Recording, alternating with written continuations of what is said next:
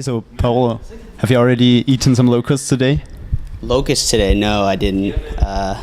Thankfully, that wasn't on the dinner menu. No. Do you like this kind of extraordinary stuff to eat? I guess for the shock value of trying it for the first time, it's cool, but it just depends. Like if it's good, I'll eat it again. But I don't know. They kind of tasted.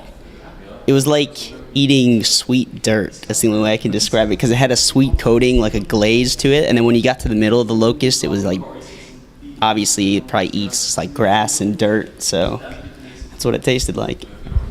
So Matt has got his food blog. Yes. Skishikes.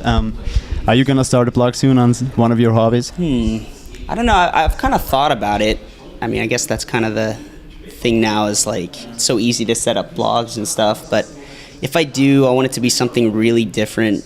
I think a good blog, you have to have a niche. It's got to be something that's just really different and outside the box to make it interesting to, whatever small group of people that are also into it as well. But I just haven't really figured out yet what it would be. But okay. Maybe something with music, because I was thinking about like something solely dedicated to bass and bass playing, and I just haven't figured out the way I want to do it yet. But I think that would be really cool, because there are so many guitar blogs and no bass blogs. Guitar players get all the love, they're on every magazine cover. Yeah, I finally got on a bass cover, which I was like pretty stoked about. That was cool. Nice. Cool.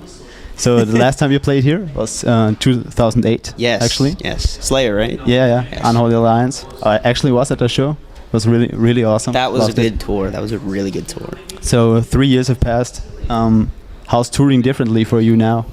I'd say it's even more fun now. We got Nick in the band, our new drummer. He's actually been in the band for 2 years now, but he's not only is he a good drummer, he's a really cool dude, man. He's fun to have in the band. He seems so chilled out all the time. I've known him since we were in kindergarten. Cool. We were really young, and played in bands together in middle school. And it's cool to have a longtime friend in the band, and we're just really getting along well. And I think it's translating to our shows being more fun, and we're just more. It's weird. We're having more fun, but I think we're more professional. Our shows are really tight, but we have a good time with it. So it's a good balance of being serious about the music, about the shows, but also really enjoying the time we have out here. Nice. So in Waves, your new album, I think in a lot of ways from a musical point of view, it's stripped down. Mm-hmm. So did you consciously decide that after a record like Shogun, which is complex and intricate, that you would need a more stripped down songs? Or was it more like by accident? I think like part of the reason, like maybe it seems stripped back, I think there's definitely, it might be some of the shorter songs compared to Shogun, but like some of the parts are definitely as technical, if not more technical in parts. Some are more simplistic, but I think our approach this time was just to focus on making the songs the best they could be, and not necessarily the most technical from our own playing. Like, not everyone's trying to do, outdo each other with the solos, and I'm doing a bass solo in between the guitar solos, and then it's a 12-minute song. But I think it just came about that way. Having Nick in the band, we really wanted to experiment with where we could go now with his playing. And we really demoed a lot of songs, and I think that was, I don't know, that's kind of what made us go towards writing these length of songs and focusing more on, the quality of the riffs, and does this need to be in the song, or does this just kind of bloat it and make it, unnecessarily longer than it needs to be. And that's just kind of how we focused on writing this time. Okay. And did you maybe think that with a record like In Waves, which is in some ways radio friendly actually, that you would actually like gain bigger audiences, play to more people? Was it important in some ways? I guess that's kind of the goal, but I think, I don't know, radio friendly that's kind of a interesting thing, because like if people knew how hard it was to get onto radio, I think radio friendly would have to be really, really more friendly than that. But I don't know. I guess we just tried to be radio friendly. So. I guess we're just trying to be the best we could be with writing our songs, and maybe we're better now at structuring our songs, or maybe they're more, I guess, digestible for more people. They're not as complex of. I mean, we've never been a band that's so complex, like like say like Dream Theater or something that was just like really, you know, super progressive.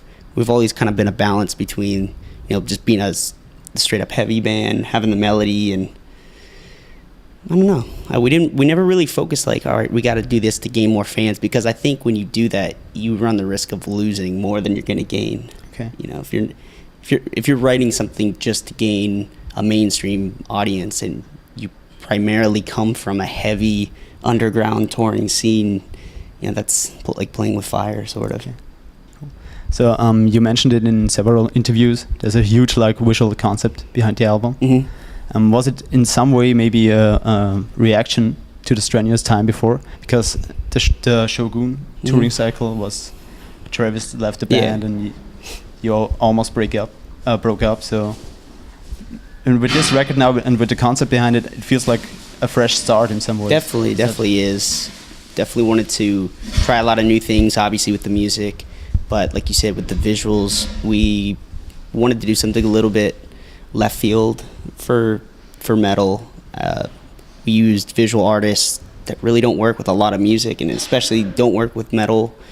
And it's cool because their interpretation of what heavy music, you know, should look like with all the packaging and stuff is a lot different than if you go to someone that primarily focuses with metal. You sometimes, I don't know, you start seeing album covers that look just so similar that it's hard to tell, you know, what's the difference. And we just wanted to do something really different, and it's been cool because everyone has a different opinion on what the album cover is, what it's supposed to mean, and we really all probably have different opinions on what it actually means, but by not really telling people what we think it is, we let them interpret it in their own way.